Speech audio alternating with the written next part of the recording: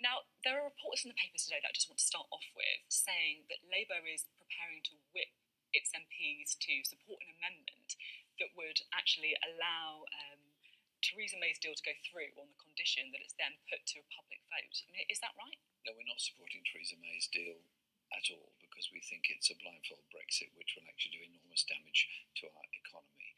What our conference discussed last year was the question of having a referendum on future relationship with Europe, and what we want to do is put forward our views as well, which are the 5 points we've consistently put forward, and indeed I'm reaching out to MPs across all parties to discuss those at the moment. Indeed, I've been to Europe to discuss those with the EU, and so we would then favour a credible choice referendum after that. So how are you going to make this happen? Because we've been talking a lot about the Peter Kyle amendment. There's, again, reports in the papers that this amendment is something that Labour could back. Is that not correct? I had a very good discussion with Phil Wilson and Peter Kyle last week, and we went through what they're trying to do, which is make sure people do have a say in the final decision, and that we agree with and support.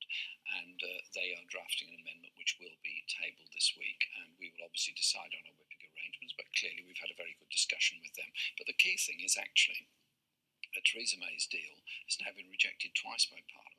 Rumour has it she's bringing it back on Tuesday for a third time. If that fails, a fourth time after that. This is ridiculous. This thing has been defeated comprehensively, and she has got to recognise that we've got to do something different. Therefore, our proposals of a customs union, market access, and guaranteeing rights and environmental and consumer protections are, I think, the credible ones that are serious, and that's what we're putting forward. And that's what I've, as I say, been to Brussels to discuss these with Michel Barnier and representatives of the Commission and the Parliament. Sorry to keep going back to this, but it does feel as if that, in the big Brexit machinations, the detail of these amendments is really important because it's where Brexit is being shaped. So are you going to be whipping in favour of the Peter Kyle amendment? If the amendment is as I have just set out, then yes, we will be supporting it. But we obviously got to see the wording of it, and Peter and Phil are discussing that. We've had a very good, very constructive discussion in relationship with them, as indeed I've had constructive discussions with many MPs from all parties. One of the quotes in today's paper really stood out for me. This is from Peter Kyle, and this is what he said of you and John McDonnell and your views around a second referendum. I've seen for myself how they have moved from inquisitiveness to enthusiasm. So are you enthusiastic about the prospect of a second referendum now?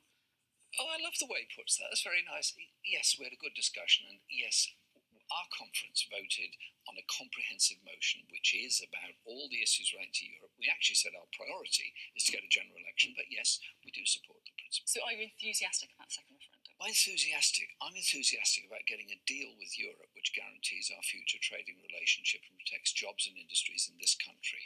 And I do think people should have a choice on that. Because that feels quite different, doesn't it? You're enthusiastic about getting a deal, which would mean leaving the EU.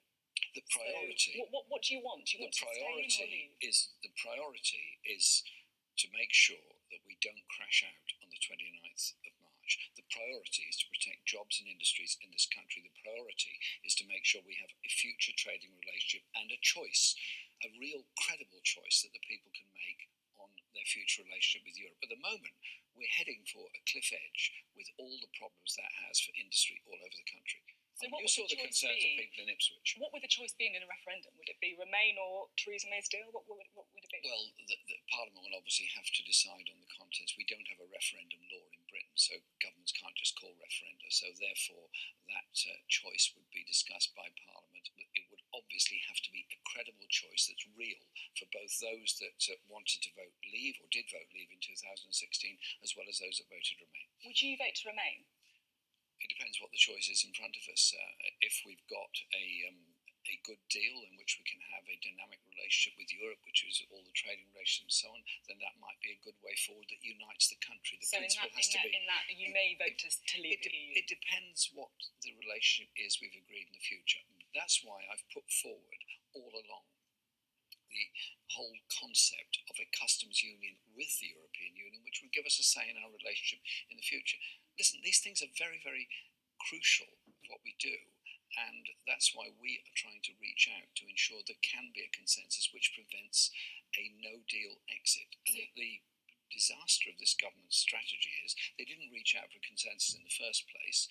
They've run down the clock and they continue running down the clock, hoping that they can force MPs to support a deal that clearly 2/3 of MPs don't want to support. Well, let's just talk about, because I know obviously you're keen to have a go at Theresa May. That's your job as leader of the opposition. But I'm just keen to really focus on Labour's position as well. You're saying you're reaching out to MPs. You're writing to a cross-party group, aren't you, including some Conservatives? Who are you writing to and what are you saying? What we've done is we've spoken to those in what's called the Norway Plus group or Europe 2.0 group.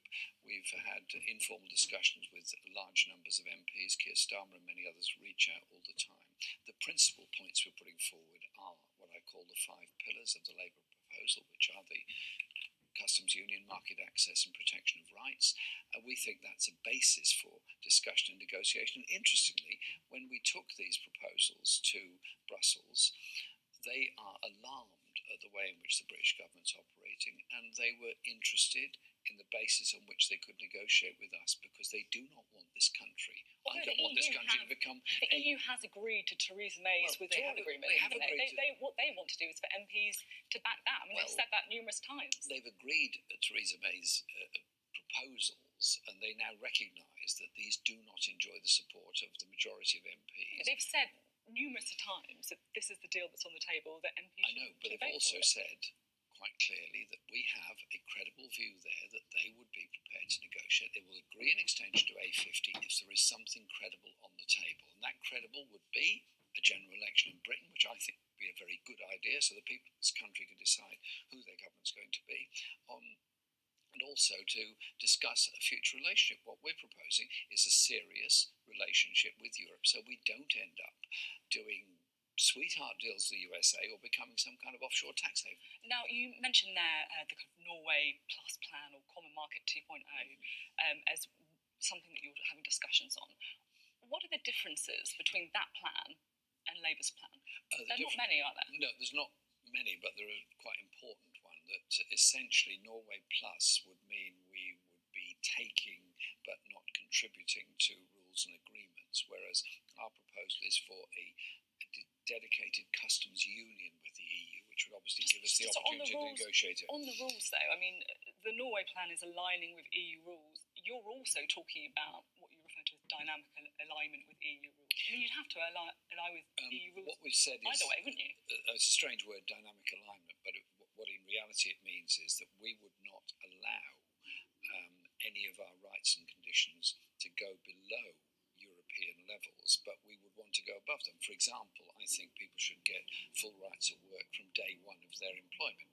That is not an EU rule. You can do that in Common Market 2.0 as well, can't you? We could do that nationally in any event. So what's the difference? Well, the difference is that we wouldn't have any say on the trade relationship with Norway Plus, but with ours there would be a bespoke customs union with the EU. So, but there is it actually seems a very limited. Well, we had a very good discussion with the Norway Plus group, and as I say, I'm reaching out because I want us to reach a consensus, which means that we do protect jobs and trade with Europe. We do ensure that we have a serious and good relationship with Europe, and we don't do what Liam Fox spent the first year or so doing, which was threatening Europe with all kinds of sweetheart trade deals to undercut Europe. So could you end up supporting the Common Market 2.0? Because they are very similar. There would have to be some alterations to it, but that's why we've had a good discussion with them. And it was a very serious and very collegiate discussion. I mean, I quite like the idea of Jeremy Corbyn, the scourge of the Conservative Party, having all these meetings with Conservative MPs, writing to Conservative I can be very polite to anybody. Are there any Conservative MPs that you particularly admire? Well, I suppose I've known Kenneth Clarke for so long, and we've disagreed on so many things for so long. We actually personally get along. The Thatcherite Cabinet Minister, Ken Clarke. Well, you see, he and I didn't get along at all well when he was Health Secretary and issues like that. But I do think that he's been consistent with what he says. Okay. Now, I just want to, because But also, politics should not always be about dislikes and so on of people. It's perfectly possible to have a constructive relationship with somebody, even if you don't agree with them. Now, I'm just really trying to kind of get to the heart of Labour's position when it comes to Brexit, because we've spoken there about a second referendum. We've spoken there about trying to get a good deal. I mean, these are things that are so different. One of them involves leaving the EU, potentially, and the other one involves staying in the EU. So what's Labour's position? Is it to leave the EU or is it to stay in the EU? Our manifesto said respect the result of the referendum. Our conference motion said respect the result of the referendum. Our conference motion also said we want the kind of relationship with the EU that I've outlined. Our preference would be, if the government cannot get its deal through Parliament, then there ought to be a general election. And indeed, in any normal situation, a government that's been so comprehensively defeated would now be resigning and have a general election. So your preference is to leave the EU?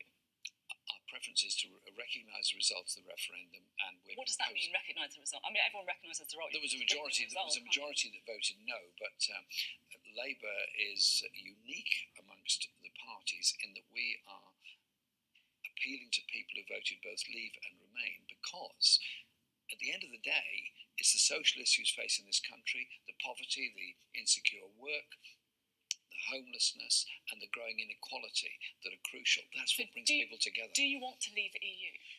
I want us to have a serious relationship with the EU. It's not really what I asked. Well, no, I know it's not what you asked, but what I'm trying to help you say is that we want to have a relationship with the EU of the type I set out, and people will have a choice on that. But there will be a credible choice in any referendum that Labour proposes. So do you want to leave the EU or not? I've had many criticisms of the EU. I recognise many of the values of the EU. I would want to see it more accountable and more democratic, and that's was what I campaigned for in the referendum. But at the end of the day, it's about the trading relationship and the jobs that's so important. Because I don't want to kind of keep going on about the point, but I do think it's quite important. I don't think it's just me who's confused either. I think we can just have a look. We were talking earlier about the film in Ipswich, which of course Labour took from the Conservatives very narrowly at the last election. I spoke to two women there, not previously Labour voters, but they batchy last time. They also voted to leave in the referendum.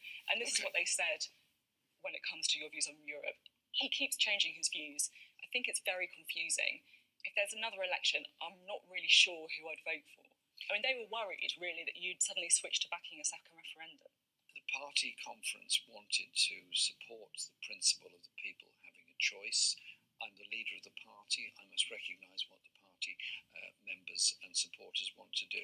And that is why we are putting forward the proposals we are, and why we think there ought to be a choice on how they're carried out in the future. It's a bit of an issue for you, though, isn't it, electorally? Because really your path to power is through Leave supporting constituencies. We can just have a quick look to illustrate that. I mean, these are the top 20 Labour target seats. 40, apologies, I'm just being told in my ear.